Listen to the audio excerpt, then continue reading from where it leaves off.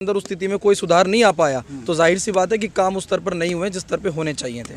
सिर्फ चुनावी नेता हैं और हमेशा भारतीय जनता पार्टी के उम्मीदवारों को हरवाने का काम किया है। सोल्यूशन आके दे जाते हैं, 2 दिन ठीक चल जाता है, फिर वही बंद हो जाता है। कई बार कंप्लेंट हुई है। आप मानोगे अभी रिसेंटली दिसंबर से लेकर जनवरी में 1.5 महीना लगातार पानी नहीं आया।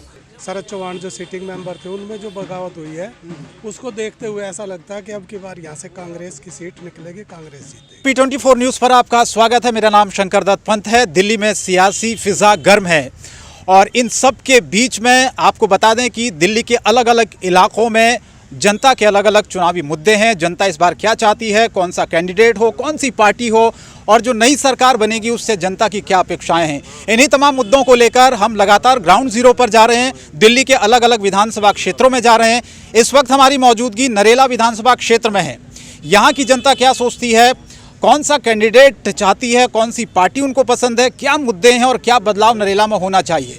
लेकिन थोड़ा सा यहाँ कैंडिडेट की अगर मैं बात करूँ, सबसे पहले नील दमन खत्री जो भारतीय जनता पार्टी से पिछली बार टिकट मिला था, इस बार पार्टी ने उनका टिकट काटकर राजकरण खत्री को टिकट दिया है। आम आदमी पार्टी ने भी अपने सिटिंग एमएलए का टिकट काट दिया शरद चौहान का, दिनेश भारद्वाज को टिकट दिया है। इसके अलावा कांग्रेस पार्टी की बात करें तो अरुणा कुमारी पर कांग्रेस ने दाव लगाया है। लेकिन नरेला की जनता के मुद्दे क्या हैं, क्या सोचती है नरेला की जनता, कितना विकास हुआ है पिछले 10 सालों में आम आदमी पार्टी की सरकार में, सीधे उन्हीं से पूछते हैं। जी बाबू जी, क्या नाम आपका? नरेश जैन। क्या लगता है इस बार दिल्ली में चुनाव है, 5 तारीख को, 5 फरवरी को वोट डाले जाएंगे। 10 साल से आम आदमी पार्टी का कब्जा है, उन्हीं के विधायक थे। कितना काम हुआ नरेला में? काफ़ी काम हुआ है नरेला के अंदर। थोड़ा सा बदमाशी का अड्डा बीजेपी वालों ने करा है और वो ये करा है कि जितना मंडी का रोड था वहाँ पे 4-5 दुकानें बना के गवर्नमेंट की काफ़ी जगह इन्होंने घेरी है। और जो हमारे रोड हैं उन पे जो साग सब्जी वाले सब बैठा रखे हैं, कोई भी आदमी कहीं से निकल नहीं सकता। लेकिन विकास हुआ है तो फिर विधायक जी का टिकट क्यों काट दिया पार्टी ने? कहीं ना कहीं कमी रही होगी, इसीलिए टिकट कटा है। क्या लगता है आपको, जो काम होने चाहिए थे पिछले 5 सालों में हुए? होते तो टिकट कटने का मतलब नहीं रहा। काम नहीं हुआ आपके हिसाब से। एक चीज़ मुझे और बताइए, आप बुजुर्ग हैं। अरविंद केजरीवाल ने ये कहा है कि सरकार बनती है तो 60 साल के ऊपर के जो बुजुर्ग हैं उनका इलाज दिल्ली में फ्री होगा। आपको लगता है कि अस्पताल जिस तरह के दिल्ली के, जो आम आदमी पार्टी दावा करती है कि स्वास्थ्य के क्षेत्र में हमने बहुत काम किया है, अच्छे अस्पतालों में सुविधाएं दी हैं, नरेला की क्या स्थिति है? देखो जी, नरेला इस जो है कोई भी हॉस्पिटल में काम तो कोई हो ही नहीं रहा है, पर यह है कि दिल्ली सरकार ने काम काफ़ी करा है।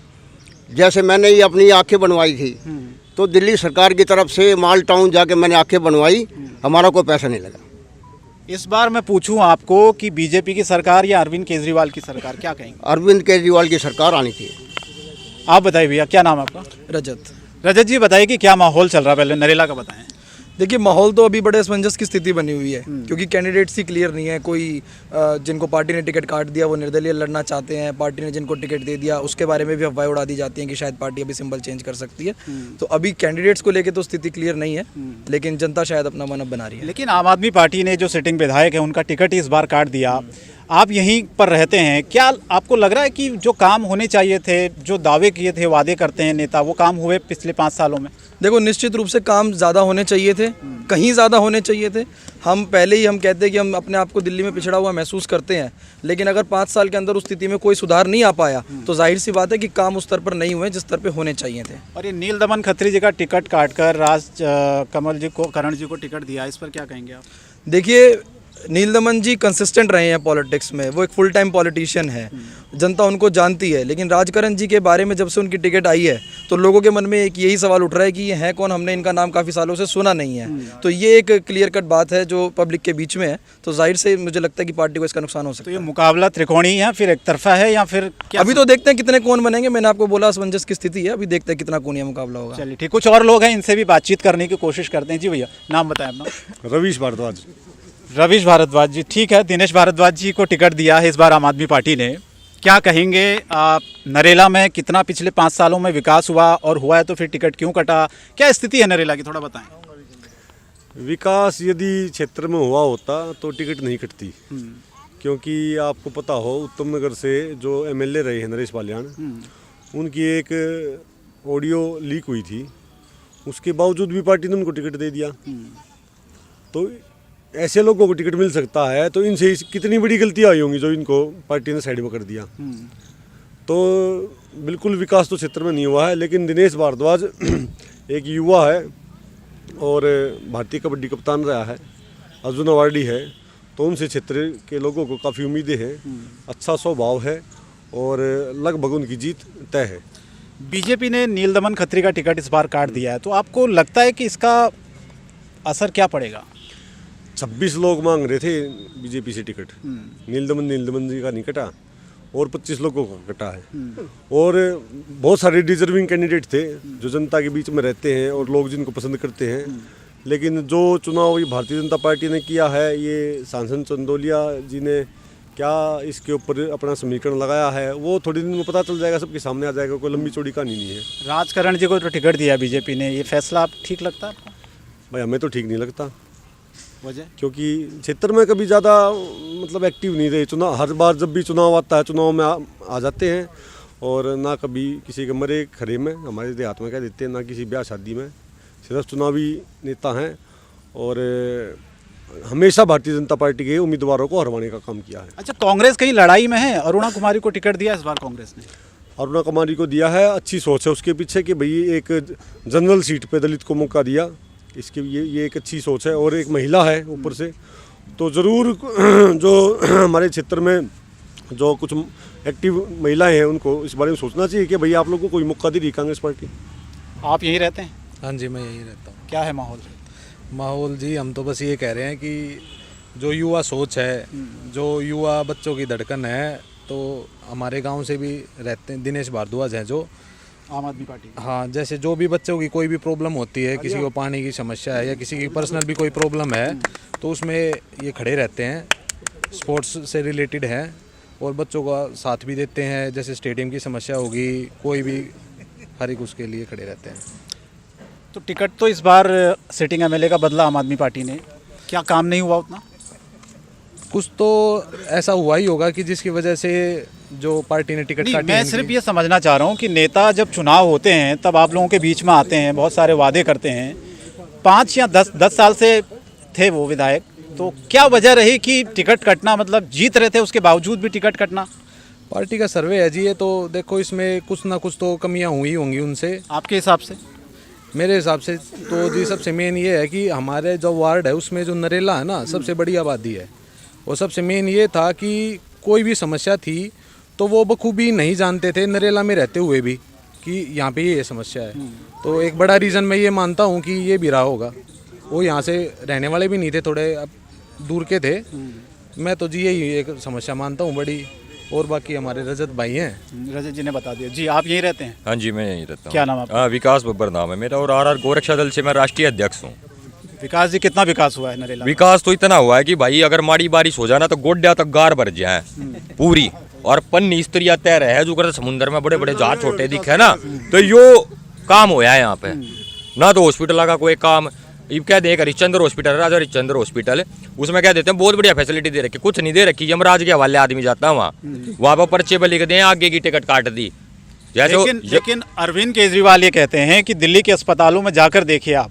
हाँ, जाके देखा ना, कोरोना टाइम में भी जाके देखा ना हमने। तो क्या था, मेरा खुद 2 बार कोरोना होया कि तो बेड ना मिला, जो जाता वो मर रहा था। क्यों? दवाइयाँ नहीं थी, कोरोना नहीं मार रहा था ना, तो मेडिसिन ना ट्रीटमेंट था उसका, ना केयर थी अच्छी तरीके से। तो आम आदमी पार्टी जो कहती है कि स्वास्थ्य के क्षेत्र में हमने बहुत काम किया है। हाँ, तो किया तो है ना, जगह जगह खत्ते डाल दिए, जहरीली हवा चल रही है, कैंसर पनप रहा लोगों को, तो बहुत अच्छा काम कर रखा है। तो इस बार क्या मूड है नरेला की जनता का, ही बताएं जरा। मूड तो ये है कि जी हमारे गौरक्षा दल में नरेला से करीबन 20 से 25 हजार गौरक्षक है हमारे।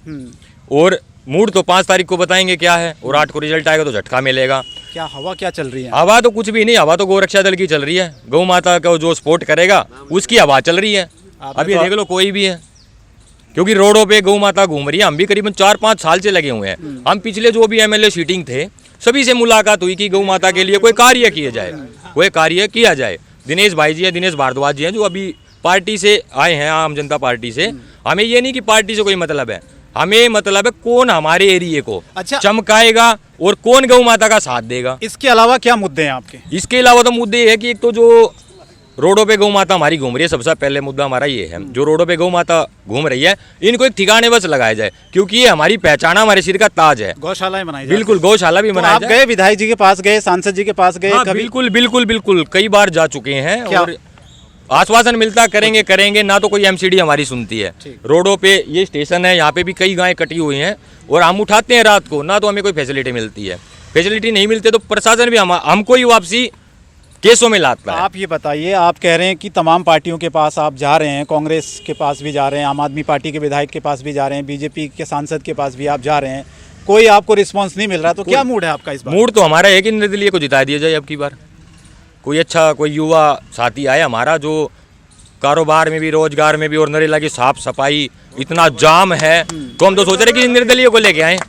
नील दमन खत्री जी का नाम सुना है? हाँ, नाम सुना है मैंने। कैसे हैं?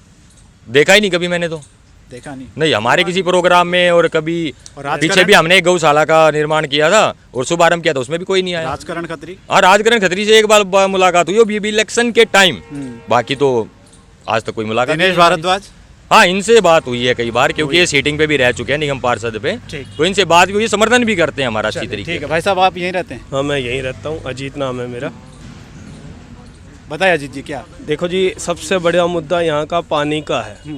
पानी का सॉल्यूशन आके दे जाते हैं, 2 दिन ठीक चल जाता है, फिर वही बंद हो जाता है। कई बार कंप्लेंट हुई है। आप मानोगे अभी रिसेंटली दिसंबर से लेकर जनवरी में 1.5 महीना लगातार पानी नहीं आया। पंजाबी कॉलोनी, इंदिरा कॉलोनी, कैसे पानी बिना काम। ये तो अभी सर्दी है, चलो मैनेज थोड़ा बहुत हो रहा है, गर्मी में हो तो क्या हाल हो जाए। तो सबसे बड़ा मुद्दा देखो पानी का सॉल्यूशन है।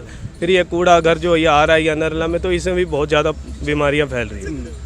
इसका सॉल्यूशन तो देखो करना पड़ेगा इनको। ठीक है। जो भी पार्टी आ रही है, देखो आश्वासन देती है कि मैं ये करूँगी, मैं वो करूँगी। देखो टचवुड है कि आएगी, 2 दिन जोश में करके दिखा देती कोई भी हो, लेकिन उसके बाद फिर वही अपना नॉर्मल हो जाता है। पार्टियों पर भरोसा नहीं रहा आप ये कह रहे हैं? नहीं, ट्रस्ट नहीं है हमें पार्टियों पे, कोई भी आ जाए ट्रस्ट नहीं है। वोट करेंगे इस बार? वोट तो करेंगे, देखो ये हमारा अधिकार है, लेकिन ये है कि किसको करेंगे, ये जो वर्क करेगा उसी पे उम्मीद करेगा सर। ठीक है भैया, आप बताएं। जी, क्या नाम आपका? राहुल प्रजापति।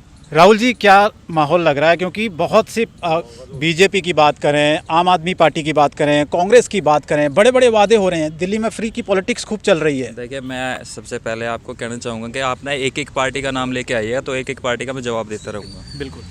जहाँ तक बात की आपने आम आदमी पार्टी की, तो पहले तो क्षेत्र की समस्याएं जो मेरे युवा साथी हैं वो बता चुके हैं आपको, लेकिन मैं आम आदमी पार्टी की एक चीज़ कहना चाहूँगा। पिछले 10 साल से मैं माटी कला बोर्ड की फाइल लेकर, जो हमारा प्रजापति समाज है, प्रजापति समाज का एक जन्मसिद्ध अधिकार होता है माटी कला बोर्ड, जो आप देखे होंगे। एग्रीकल्चर भी हमारी प्राचीन संस्कृति भी है, पोल्यूशन से भी है, हमें कई जगह मतलब हमारी रक्षा करता है।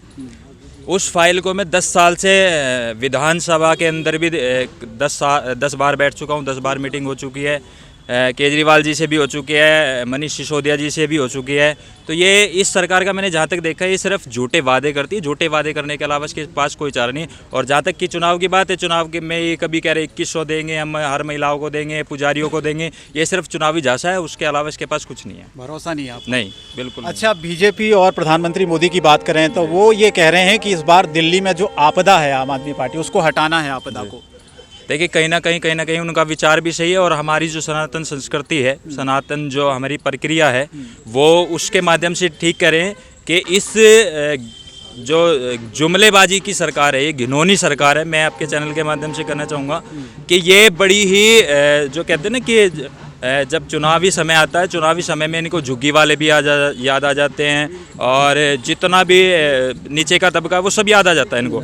चुनाव खत्म होते ही इनके दरवाजे पर आप जाकर दिखा देना, ये किसी को अंदर एंटर तक नहीं होने देते। ना इनके पास समय होता है किसी भी आदमी से मिलने का, किसी की समस्याओं को देखने का, किसी की झुग्गियाँ टूट रही है वहाँ जाने का, कोई समय नहीं इनके पास। अच्छा, कितना विकास हुआ है आम आदमी पार्टी की सरकार में? क्योंकि दावा ये करती है आम आदमी पार्टी की शिक्षा और स्वास्थ्य के क्षेत्र में तो हमने अभूतपूर्व काम किया। देखिए, पत्रकार आप हैं, मुझसे ज़्यादा आप जानते हैं, फील्ड में आप ज़्यादा उतरते हैं, क्योंकि आप किसी भी हॉस्पिटल में जाके देख लीजिएगा, जहाँ तक कि शिक्षा की बात है और इसकी हॉस्पिटलों की बात है, तो आरटीआई के माध्यम से भी पता किया गया था कि आज तक एक भी स्कूल का, एक भी कॉलेज का शिलान्यास माननीय अरविंद केजरीवाल जी ने नहीं किया है। और जहाँ तक कि हॉस्पिटल की बात है, तो आप राजा हरिश्चंद्र जाके देख लीजिएगा, एक इतनी बर्बर हालत है इस हरिश्चंद्र हॉस्पिटल की कि आप एक पेशेंट वहाँ पे जाके खड़ा नहीं हो सकता। जी, ठीक है। इसके अलावा कोई मुद्दे आपके?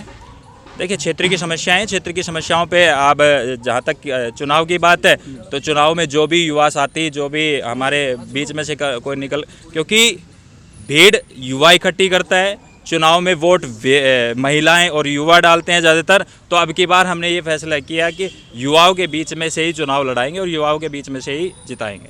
ठीक है, आप बाबू जी यहीं रहते हैं? हाँ जी, यहीं पे रहता हूँ। आपका तो अनुभव काफ़ी हो गया। हाँ, काफ़ी अनुभव हो गया जी। क्या लग रहा है इस सीट पर, क्योंकि यहाँ तो कांग्रेस पहले जीतती आई है, फिर आम आदमी पार्टी ने उस पर वोट को अपने पाले में लिया, पिछले 10 साल से उनके विधायक, इस बार क्या मूड नज़र आ रहा है? अभी तक तो आज से 5-4 दिन पहले तक, जब तक बीजेपी का टिकट कंफर्म नहीं हुआ था, तब तक तो ऐसा लगता था कि शायद यहाँ बीजेपी की जीत होगी, बीजेपी आगे चल रही है। लेकिन अभी जो बगावत हुई है इनमें बीजेपी के 25 कैंडिडेटों में आपस में, और आम आदमी पार्टी में भी शरद चौहान जो सिटिंग मेंबर थे उनमें जो बगावत हुई है, उसको देखते हुए ऐसा लगता है कि अब की बार यहाँ से कांग्रेस की सीट निकलेगी, कांग्रेस जीतेगी। चलिए ठीक है, तो ये जनता का मूड था और अब ये फैसला जनता को करना है, क्योंकि 5 फरवरी को दिल्ली में वोट डाले जाएंगे और 8 फरवरी को दिल्ली में चुनाव के नतीजे आएंगे और उसके बाद ये तय होगा कि दिल्ली की सत्ता पर कौन काबिज होता है, जनता किसको मौका देती है। फिलहाल हमें दीजिए इजाज़त, नमस्कार।